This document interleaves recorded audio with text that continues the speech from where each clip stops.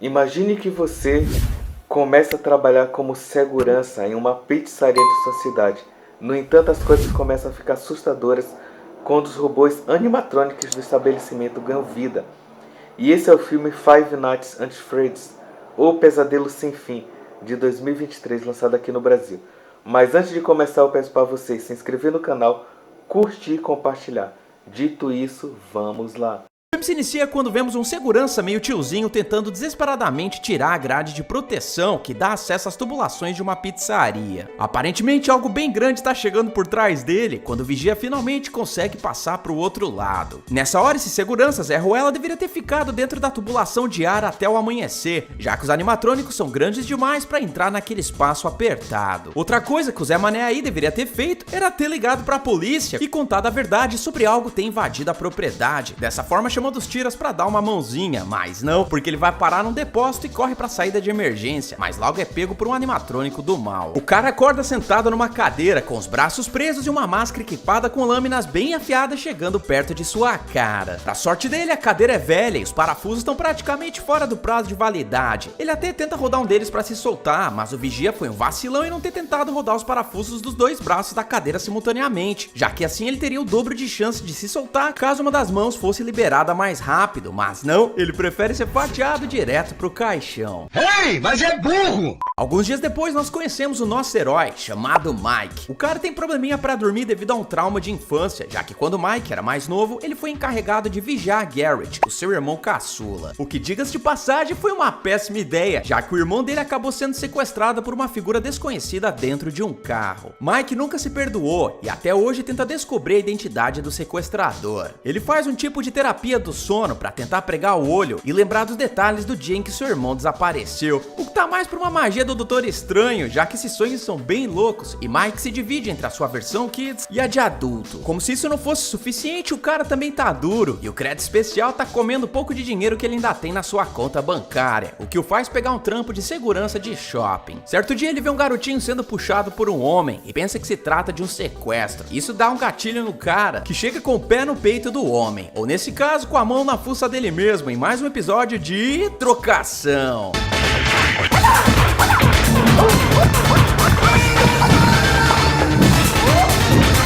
Infelizmente o cara esbofeteado era o pai do garotinho e a surra dada por Mike o faz perder o emprego. Agora eu me pergunto, custava o Mike ter chegado no cara na moralzinha e ter pedido documento de identidade pra provar que ele realmente era o pai do garotinho? Eu acho que não, porque o negócio dele é mais caótico e Mike é mandado pro escritório da InfoJobs. É lá que conhecemos Steve Raglan. O cara é um tipo de aconselhador de carreira que diz pro Mike parar de ser Zé Ruela e ficar trocando de emprego todo mês, já que o jovem homem não para em nenhum deles. Steve dá uma olhada na ficha do ex-segurança e fica intrigado com o sobrenome dele. Isso é o suficiente para William se sentir tentado a dar um outro emprego pro cara, como vigia noturno na Freddy's Fazbear Pizza, um famoso restaurante nos anos 80 que fechou as portas depois que 5 crianças misteriosamente desapareceram do local. O trabalho dele é ficar lá até às 6 da manhã e impedir que meliantes entrem no local e roubem as máquinas de fliperama que valem uma grana no mercado livre. Para cumprir esse objetivo, o Mike terá à sua disposição várias câmeras dentro e fora da pizzaria. Infelizmente, Mike passa a oportunidade adiante, já que ele diz não poder trabalhar de madrugada, sendo que o motivo é que ele tem uma irmã pequena, chamada Abby. A propósito, a garota aí não tá muito interessada em interagir com o Mike e outras pessoas, porque o rolê dela é ficar desenhando o dia todo, e eu não tô brincando.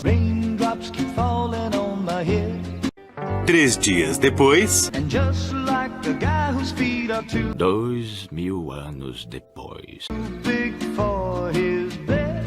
Desempregado, com o nome no SPC e tendo que ser o homem da casa, Mike se vê em mais um problema, porque a tia dos dois quer a guarda de Abby. Porque ela gosta de cuidar dos kids? Não, porque o governo paga um dinheiro pra quem for o tutor da menina, e essa mulher aí tá querendo fazer uma bichectomia. Como a professora de Abby faz parte do time Mike, ela decide dar uma dica pro cara, dizendo pra ele arrumar um emprego o mais rápido possível, já que isso vai dar pontos positivos pra ele manter a guarda dela. A situação infelizmente obriga Mike a aceitar o emprego de William, e logo ele começa a fazer a segurança segurança da pizzaria. Como o lugar tá mais morto do que cemitério à noite, ele decide fazer uma sessão de terapia do sono lá mesmo, só que dessa vez a parada fica um pouco diferente, já que Mike se vê cercado por 5 crianças muito sinistras olhando pra ele. Sem muito o que fazer nessa floresta encantada, ele olha pro garoto loiro com um ar capirotesco e pergunta quem são eles, sendo totalmente ignorado pela criançada que sai correndo. Mike acorda e volta pra casa agradecendo Max, a babá de aluguel que cuida de Abby quando Mike tem que trabalhar na pizzaria. Só que a gente descobre que essa babá é do mal, porque ela tá trabalhando pra tia de Mike com a missão de descobrir os podres do moleque, já que o plano da tia é usar isso contra ele na audiência pela guarda da Abby. No entanto, o moleque é basicamente um coroinha. Bom, pelo menos quando ele não tá surrando os outros por aí. É aí que o irmão de Max tem uma ideia sensacional: incriminar Mike destruindo a pizzaria do Fred, o que vai fazer com que ele seja demitido e até mesmo responder na justiça por negligência. Só que, mano, os caras aceitam fazer o trabalho sujo por $1000, o que não entra na minha cabeça, já que os caras vão correr o risco de ir pra cadeia por cometer crimes como invasão de propriedade e dano ao patrimônio por uma bagatela que não vai dar nem pra comprar um iPhone 14. Deixa isso pra lá, porque durante a segunda noite de Mike no trampo novo, ele percebe que esse é o trabalho dos sonhos de todo mundo, já que ele é pago pra dormir quando o cara tem mais um sonho de verão. Ele novamente se vê na Floresta Encantada, onde Garrett foi raptado, e mais uma vez olha pro Quinteto Maravilha o encarando. De alguma forma, Mike entende que os capirotinhos ali sabem a identidade do sequestrador, mas ao perguntar pra eles, a molecada corre pro mato e lá vamos nós outra vez. Ao alcançar um deles, Mike toma uma ganchada no braço pra ficar esperto e acorda do sono, ao perceber que uma policial tá batendo na porta da pizzaria. É aí que nós conhecemos Vanessa, uma garota gente boa que explica pra Mike o que tá rolando por lá. Ela menciona o desaparecimento dos 5 batutinhas e apresenta pra gente os famosos animatrônicos que encantavam os pais e filhos que comiam pizza lá no passado. A propósito, eles são Foxy, Chica, Bonnie e Fred, a estrela do show. A policial manda real pro cara e fala pra ele pedir demissão, já que o salário ali é uma porcaria e os benefícios são praticamente zero. Nem temos plano dentário. Ela também revela os podres da pizzaria, citando os 5 kits que desapareceram no passado, deixando a curiosidade de Mike aflorar mais ainda. Com o fim do turno do segundo dia, Mike vai pra casa, permitindo que a gangue dos 4 abestados inicie a operação da depredação. Só que, mano, lembra a parada dos $1000 que eu citei agora há pouco? Então, a burrice aqui aumenta ainda mais, já que eles vão ter que dividir a grana com 4 pessoas, o que faz ainda menos sentido, já que cada um aí vai ficar com apenas $250. Mas que idiota! Esquece isso, porque o Esquadrão Pamonha se separa e começam a detonar o local, fazendo os animatrônicos ficarem bem zangados com os humanos, não demorando muito pra Chico usar o seu cupcake endemoniado pra atacar o dos invasores, o que o deixa com a cara no chão, literalmente. Outro humilhante, que eu gentilmente vou chamar de Steven Seagal do Paraguai, se desespera, e nessa hora deveria ter saído da pizzaria pelo mesmo caminho que ele fez pra entrar, mas não, ele prefere se trancar no armário de vassoura só pra receber um carinho generoso de Bonnie. É aí que o líder dos abestados não tá entendendo nada que tá acontecendo e vai atrás do Steven Seagal do Paraguai, finalmente se dando conta de que os animatrônicos ganharam vida. Ele se tranca na sala de Mike e segura a grade da tubulação enquanto toma dano do cupcake endiabrado. Felizmente ele consegue evitar que o capirotinho entre, porém ele observa a porta da sala magicamente se abrindo. E o que ele faz? Ele sai de lá por ela. Cara, como raios uma porta fechada iria se abrir sozinha? É óbvio que se trata de uma armadilha. Sendo assim, no lugar de se Zé Ruela, eu teria usado a mobília da sala para fazer uma barricada na porta. Depois disso era só ter ficado de olho na grade para repelir novos ataques do cupcake do mal, até que Mike chegasse, já que esse meliante sabia que o garoto poderia chamar a Vanessa como apoio, depois de ter visto os dois juntos mais cedo. Esquece isso, porque ele repara que a saída de emergência se tranca mais uma vez, e Foxy chega para arrematar o presunto do dia, finalizando o líder dos abestados. Percebendo a demora dos 3 mosquetrouxas, Max decide entrar na pizzaria para ver o que tava rolando, e é aí que ela ouve uma voz a chamando de dentro de Fred, dizendo que ela tá ficando quente. Tô sem sono. Tá um calor.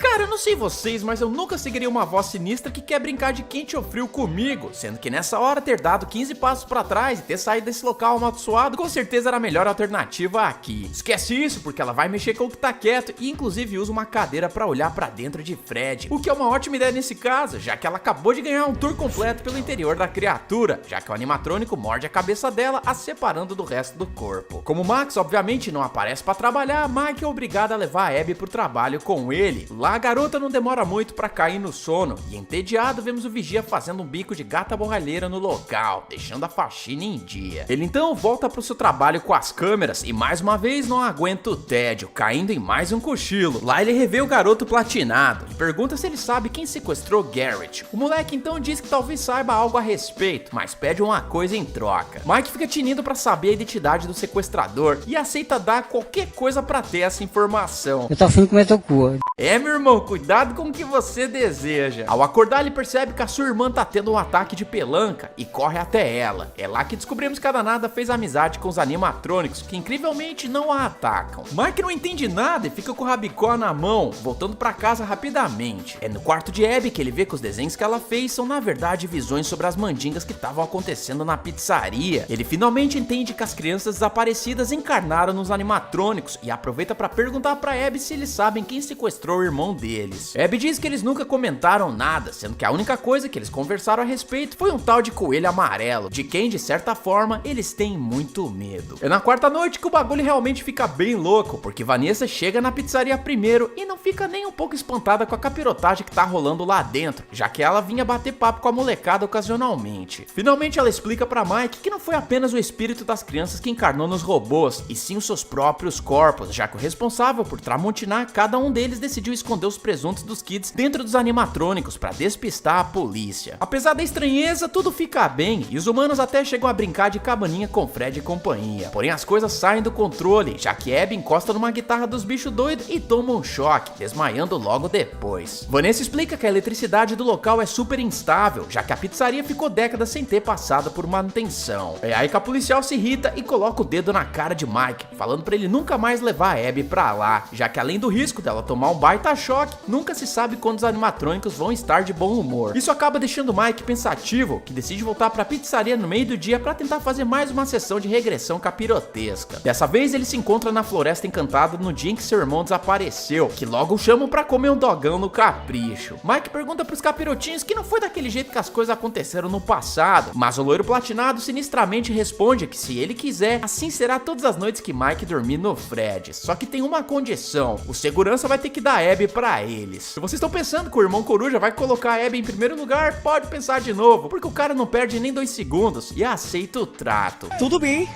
Topo. Topa? Topo. Porém Mike se arrepende do que fez e tenta rasgar as cláusulas, o que eu acho que não vai acontecer, já que o rasgado é o próprio Mike, à medida que a turma do balão mágico o ataca por tentar voltar atrás no acordo deles. Mike acorda bem machucado, já que de alguma forma o que acontece nos sonhos repercute na vida real, o que me leva a pensar o quanto de influência que esse filme bebeu de A Hora do Pesadelo. Ele é capturado pelos animatrônicos e colocado na mesma armadilha que lascou o segurança da terceira idade no começo do filme. Rapaz, até parece que esses bonecos do mal assistiram Jogos Mortais. Felizmente Mike é ligeiro e usa suas mãos para remover os parafusos, escapando de lá. Porém, estando muito ferido, ele não dura um peido e logo desmaia. Ao acordar, ele se vê todo enfaixado, já que Vanessa passou por lá e o ajudou. Ela explica que a turma do Fred quer tornar a Abby um deles, a sacrificando para que ela possa tomar posse de um robô. Mike então fica pistola e diz que vai meter bala nos danados, porém a policial diz que eles estão sendo obrigados a fazer isso pelo mesmo cara que os fatiou nos anos 80 e que eles não se lembram do que o maníaco fez com eles, um homem chamado William Afton, o próprio pai de Vanessa.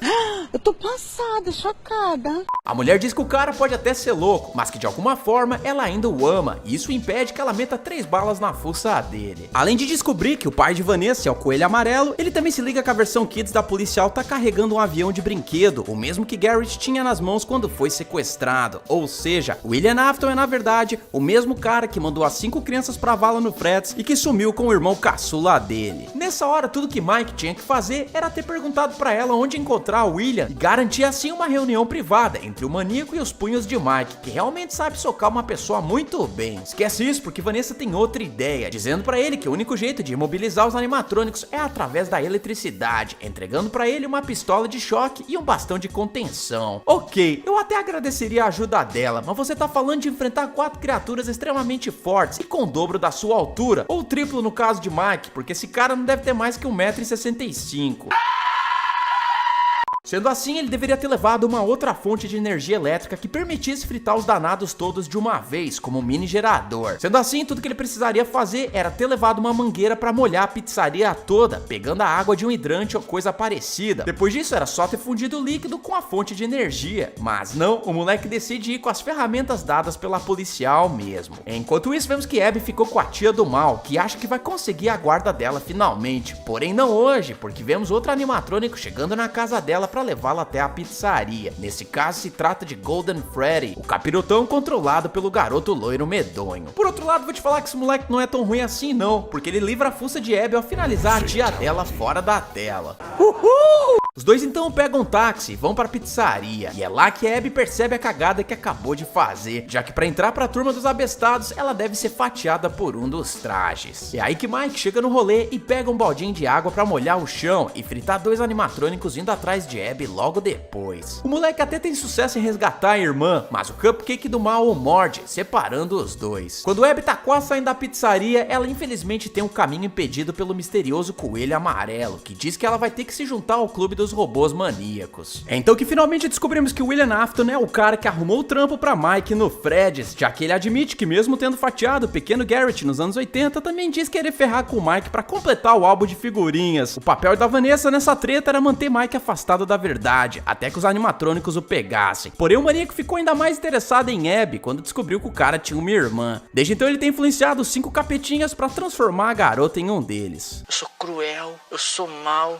eu sou vagabundo, rapá! É aí que Vanessa chega na cena e diz pro coelhão sinistro que isso não vai acontecer, já que ela veio pra salvar o dia. Só que, mano, nessa hora, ela poderia simplesmente ter atirado na cabeça do cara, mas não, ela decide barganhar com o pai, que simplesmente sai correndo na sua direção e a Tramontina no bucho. Outra coisa, por que raios o Mike não levou uma arma de fogo também? O cara mora nos States, mano, conseguir uma parada dessas é mais fácil do que comprar um pão na chapa na padaria. Deixa pra lá, porque afinal é Abby quem tem que salvar o dia, já que ela corre até o mural da pizzaria e faz um desenho express de William tramontinando os kids no passado, o que refresca a memória dos animatrônicos, que conseguem se lembrar dos eventos que aconteceram e finalmente decidem dar o troco em William, o apertando contra as próprias engrenagens de seu traje, que o finalizam de fora pra dentro. Ai, que dor! William diz que ele é o maioral e que sempre vai voltar. Ele então coloca a máscara de novo e fica agonizando no chão até dar uma sentada temporária no colo do tinhoso. No final do filme tudo acaba bem. Bom, pelo menos pra Mike e Abby, já que Vanessa fica no hospital em coma. Abby pergunta pra Mike se algum dia poderão voltar pra pizzaria, sendo que o garoto responde que nunca se sabe o dia de amanhã, ou nesse caso nunca se sabe quando o segundo filme será confirmado. É aí que vemos uma cena no meio dos créditos, quando percebemos que William Afton tá voltando das profundezas, já que infelizmente a mandinga sinistra do traje o traz de volta à vida. Na cena pós-crédito vemos outro capirotinho bem familiar saindo da pizzaria, que é ninguém mais, ninguém menos do que o Balloon Boy, um carinha que provavelmente vai dar muito trabalho no próximo filme. Five Nights at Freddy's foi arrebentado pelos críticos, que disseram que faltou mais cenas com os animatrônicos e que o filme não teve sustos suficientes. Já o público pareceu ter adorado esse longa, que elogiou o design dos animatrônicos e o respeito pelos jogos da franquia. Cara, eu vou falar uma coisa pra vocês, eu concordo em partes com a galera que detestou e que amou o filme. As coisas que eu sinceramente gostei aqui foram, obviamente, a utilização dos efeitos práticos para construir os animatrônicos, o que traz muito mais riqueza visual à obra, o desenvolvimento dos personagens humanos como Mike, Vanessa e Abby, sendo que o roteiro dá tempo pra gente se afeiçoar a cada um deles. A trilha sonora também é sensacional ao utilizar sintetizadores para emular a vibe dos games, e toda a história por trás do que aconteceu com os kids nos anos 80 favoreceu e muito a construção do climinha de mistério na trama. Já os pontos negativos realmente foram a pouca participação dos animatrônicos, que demoram ali uns 30 minutos de filme para realmente fazer alguma coisa, a censura de 13 anos que colocaram no longa para atrair mais gente pro cinema, o que também prejudicou a violência do filme, já que todas as finalizações são cortadas na última hora ou a diretora é obrigada a desfocar a cena para não mostrar o que realmente tá rolando. Não bastando isso, o roteiro também se perde um pouco ali no meio, tentando explicar pra gente o que tá acontecendo de uma forma excessiva e repetitiva, o que prolonga a duração do filme por uns 20 minutos desnecessários. E o principal aspecto negativo desse filme é que não dá um pingo de medo. As cenas não sabem construir tensão e você adivinha que os personagens principais estão a salvo e que nada inesperado vai acontecer com eles, o que é uma pena vindo de um filme de terror. E é isso, galera. Esse foi o filme Pesadelo Sem Fim. Espero que vocês tenham gostado. Não se esqueçam de se inscrever no canal. Até o próximo vídeo. Fiquem com Deus e fui!